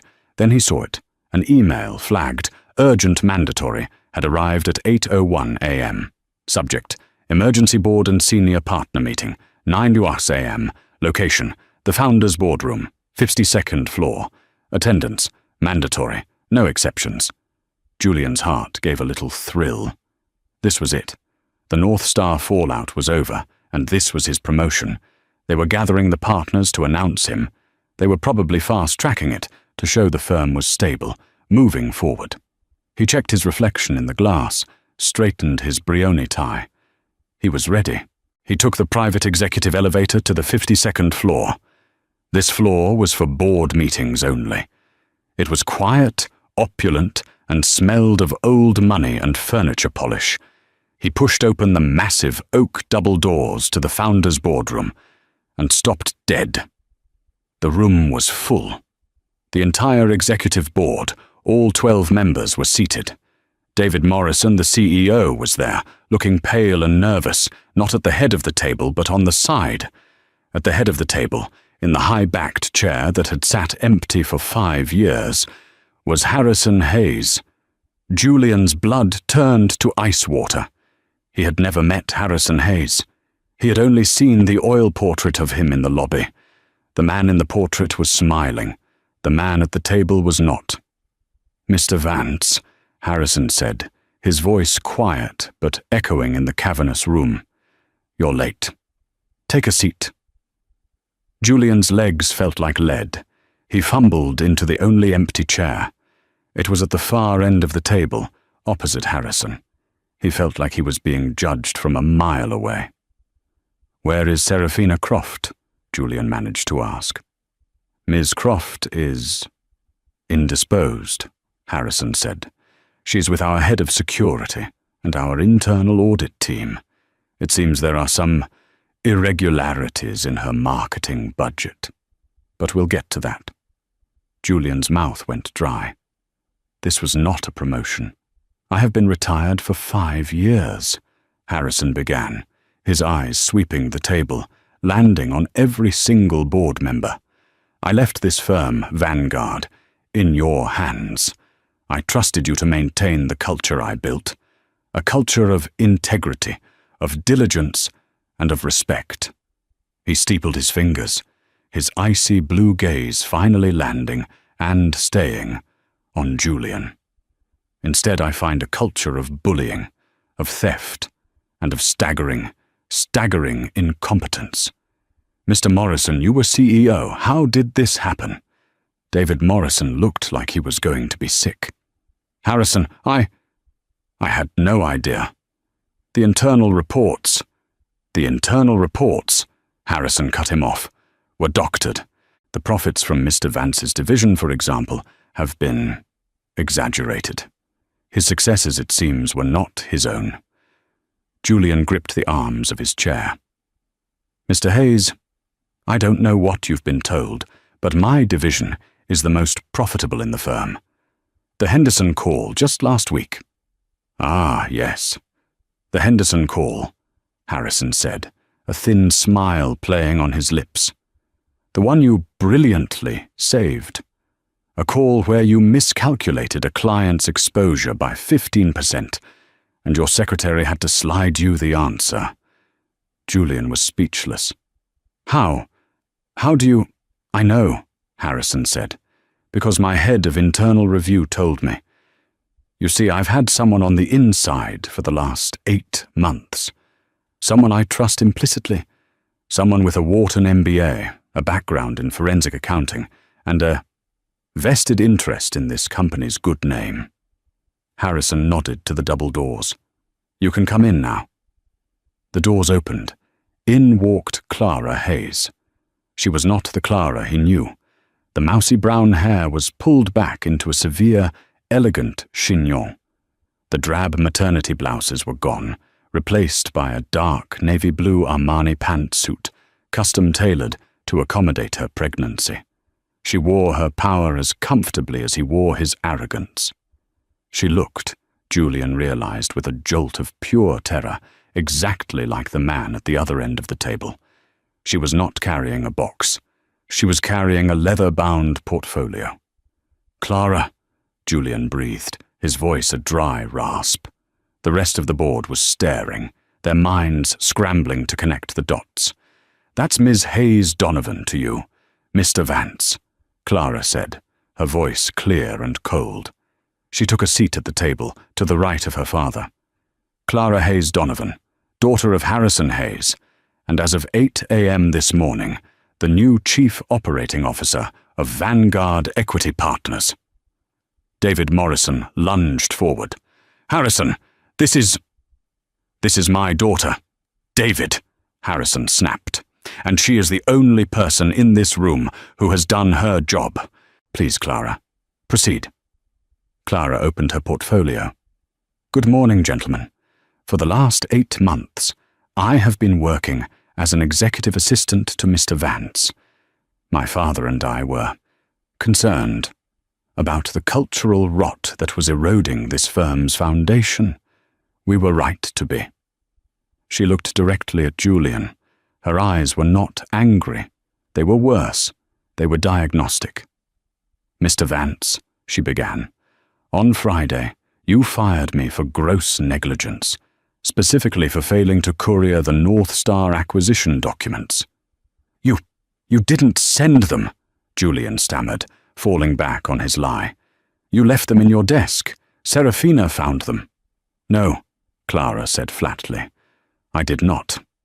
On Wednesday at 4:51 p.m., I personally logged the package and placed it in the mailroom's secure bin. At 5:37 p.m., she nodded to a man in the corner who dimmed the lights and turned on the large projector screen. Ms. Serafina Croft entered the mailroom. The screen lit up with grainy, time-stamped security footage. Serafina clear as day, distracting the clerk and stealing the red envelope. A collective gasp went around the room. At 7:14 p.m., Clara continued, as the footage changed. Ms. Croft and Mr. Vance are seen entering his office. At 7:19 p.m., Ms. Croft is seen logging into my terminal, using my credentials.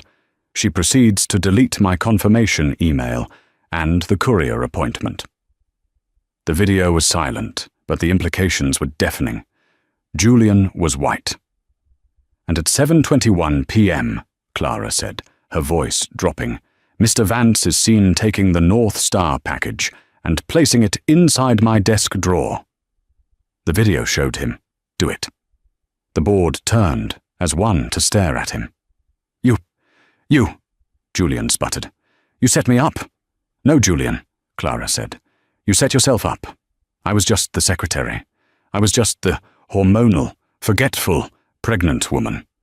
You never, ever thought I'd be a threat. You never thought I mattered.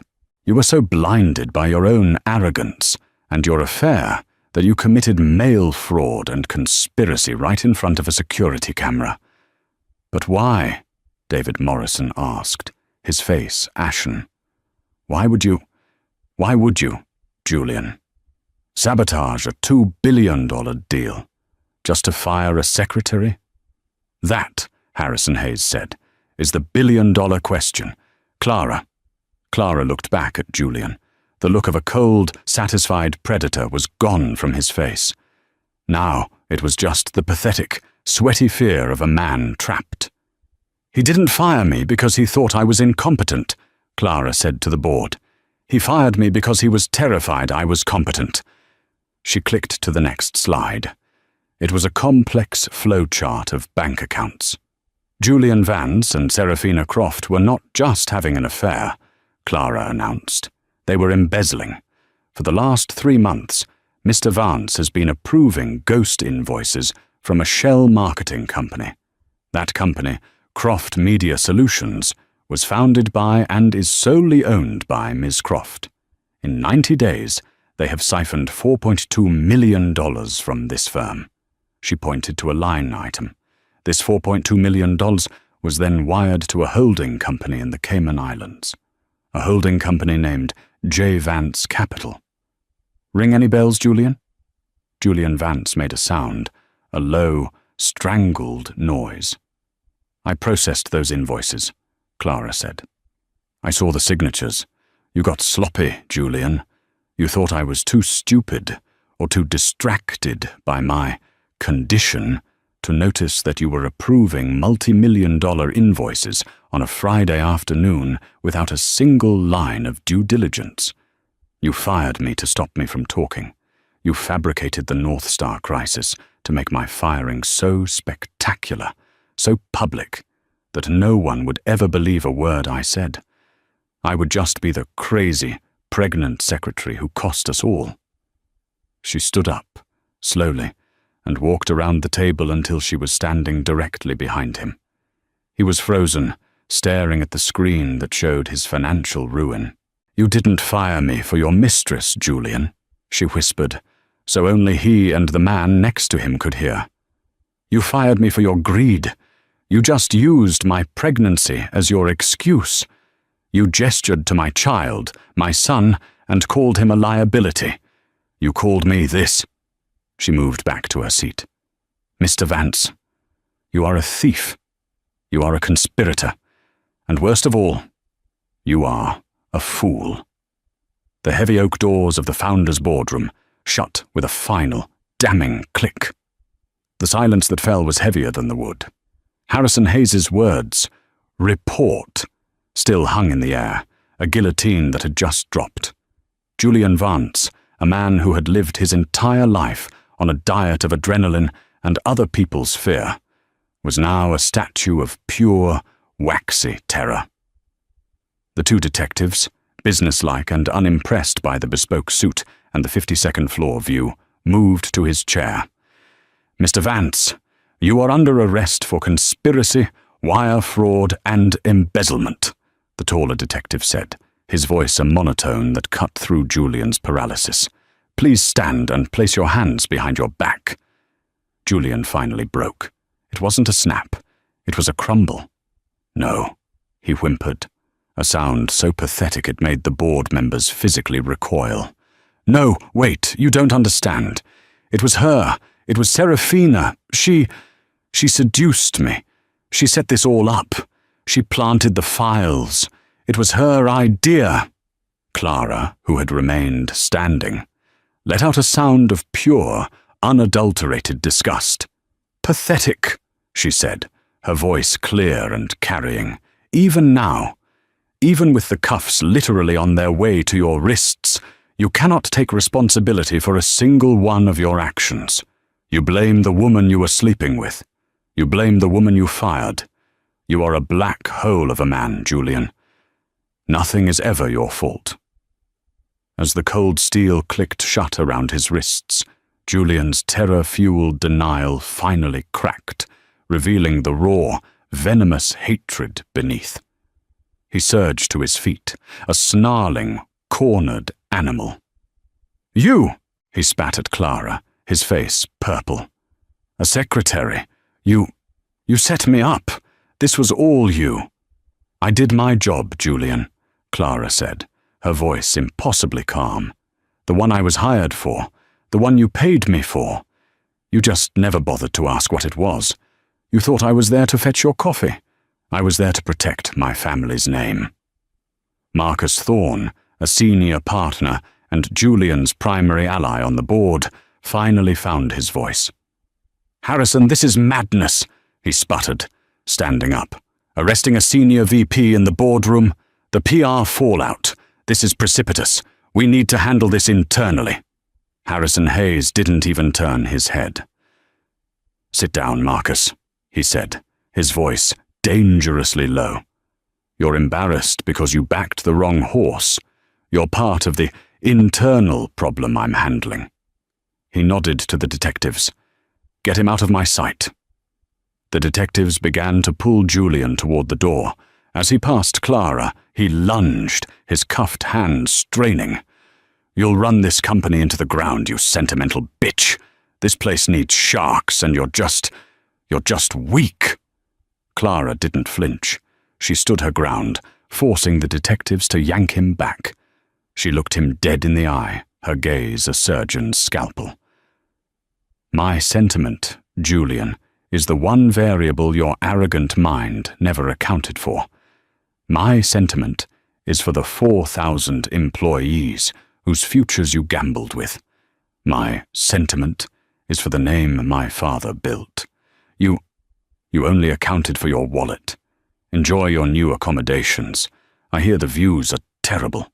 His shriek of rage was cut off as the doors closed behind him. The room exhaled.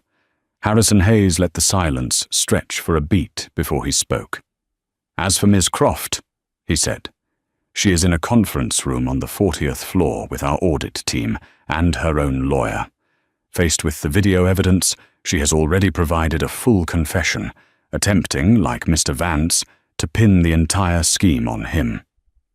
It won't work. She will be prosecuted to the fullest extent of the law." He then turned his gaze, which had lost none of its icy fire, on the remaining men. "And now, to the board." His eyes landed on David Morrison. The CEO looked 60 seconds from a heart attack. "David," Harrison said, and the use of his first name was a judgment in itself. "You are a good man. You are a kind man. You are not a leader. You let this infection fester in my company because you were too afraid to ask hard questions. You valued stability over integrity, and in doing so, you nearly cost us both." Morrison stood, his hands shaking.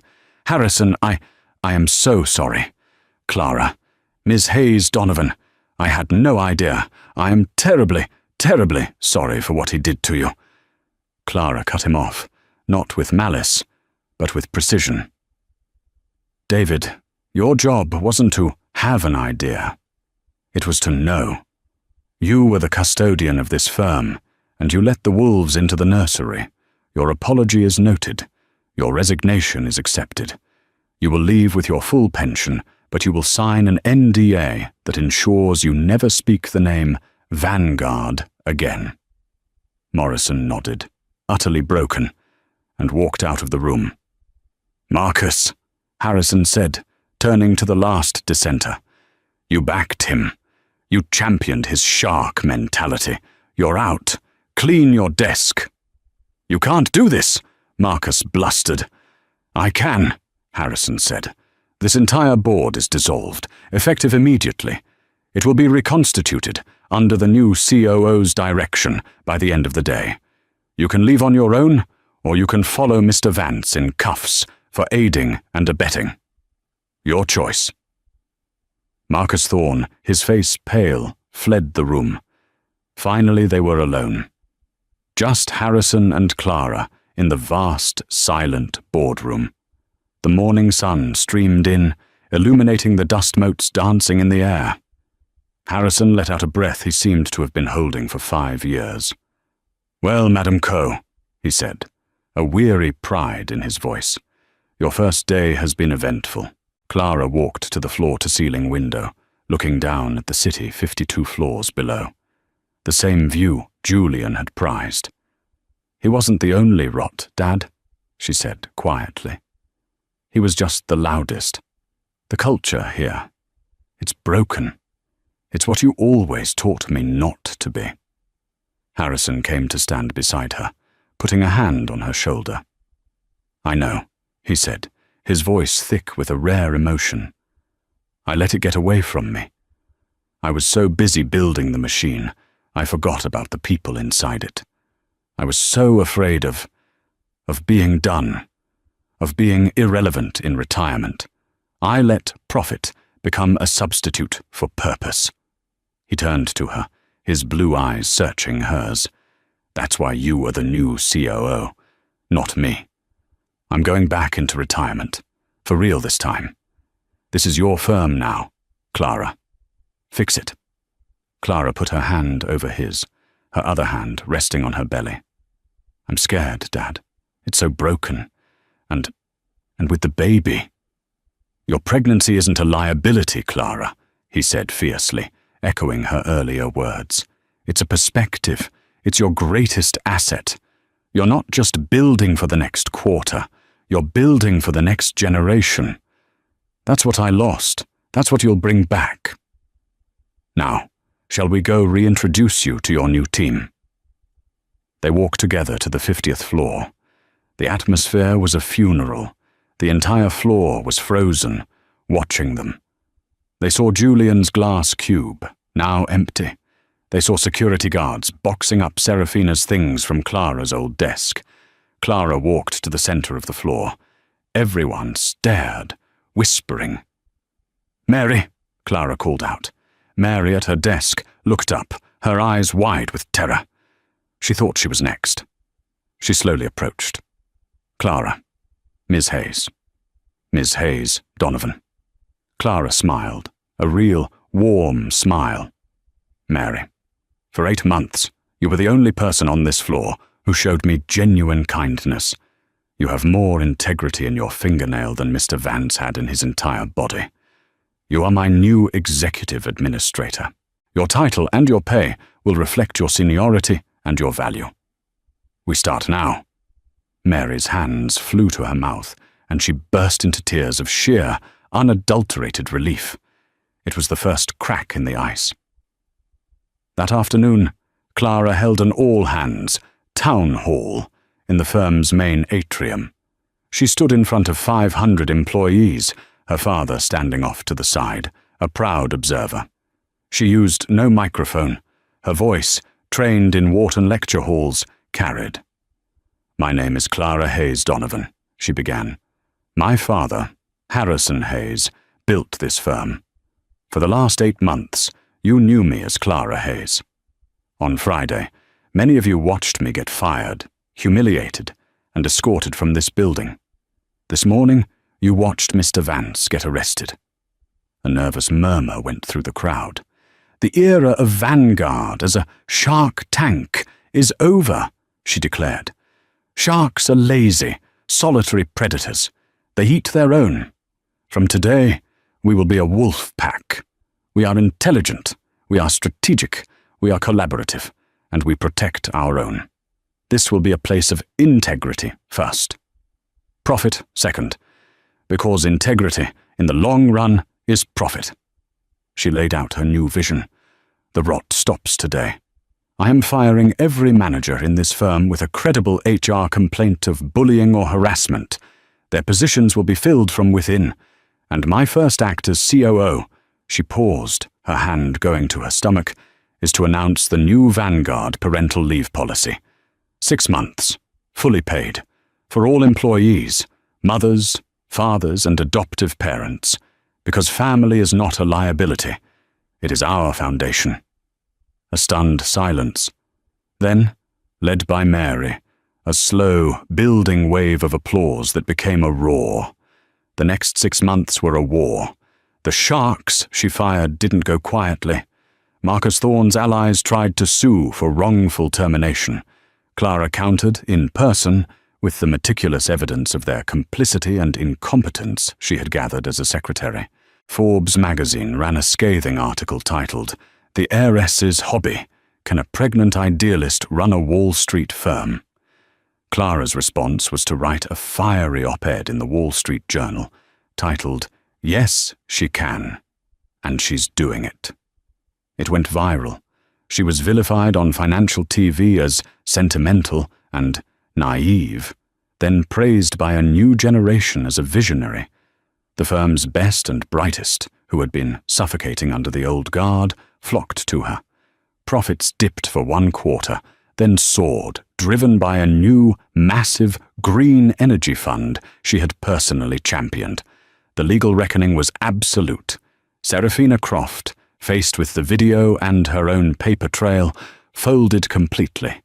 She testified against Julian, detailing his greed and his paranoia. She received 2 years in a low-security federal prison. Julian, blinded by his own narcissism, made the fatal mistake of refusing a plea deal. He was convinced he could charm a jury.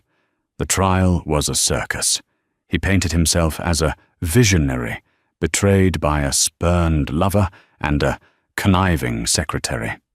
But the prosecution had Clara's meticulous notes, the high-definition security footage, and the bank transfers. The jury convicted him on all counts in under 45 minutes. At his sentencing, the judge, a woman in her 60s, looked down at him with contempt. "Mr. Vance," she said, "you are a man of profound arrogance and a complete lack of character. Your crimes were not of passion, but of a cold, calculated greed. But what the court finds most appalling is your cruel and unusual humiliation of an employee in a vulnerable condition. You used a woman's pregnancy as a weapon. You are, in short, a bully. You are sentenced to 8 years in a state penitentiary." He screamed, a high, thin sound of disbelief as he was led away. 8 months after the boardroom coup, the 50th floor was unrecognizable. It was bright. The glass cube of Julian's office had been dismantled, replaced by a large, open-plan collaborative workspace. People were talking, laughing, arguing over whiteboards. Clara sat in her new office, a warmer space with comfortable chairs, on the same floor as her team. She was on a conference call, finalizing the acquisition of a tech startup. Her desk was covered in reports, but also a small, silver-framed sonogram. She was in mid-sentence when she stopped, her breath catching. She smiled, a small, tired but triumphant smile. Mary, now her unflappable chief of staff, noticed immediately. "Ms. Hayes, is it—" "It is," Clara breathed, closing her laptop. "Call my husband, and tell the Tokyo board. The call will have to be rescheduled for tomorrow morning. My son has decided on an earlier-than-expected arrival." Harrison Hayes met her at the elevator, holding a brand-new baby carrier, beaming. "Ready, Madam Coe?" "More than ready, Dad," she said, squeezing his arm. As the elevator doors closed, the floor didn't panic. They didn't whisper. They stood, and they applauded their leader. Clara Hayes Donovan had built a company that could run without her for a few hours, or a few months. The new foundation was strong. It wasn't built on fear. It was built on trust. What a story of karma and consequences. It just goes to show that you never, ever know who you're talking to. Julian's arrogance and cruelty weren't just his moral failing. They were his financial ruin. He saw a pregnant secretary as a weak, disposable problem, but he was actually abusing the most powerful person in the building. Clara proved that true strength isn't about yelling, bullying, or wearing an expensive suit. It's about intelligence, patience, and knowing exactly when to make your move. She didn't just get revenge. She rebuilt an entire company in her own, stronger image. What did you think of Julian's takedown? Was it satisfying? Let me know in the comments what your favorite part of the story was. If you loved this story, please hit that like button. Share this video with someone who needs to see justice served, and make sure you subscribe to the channel so you never miss another real-life drama. We have new stories coming every week. Thanks for listening.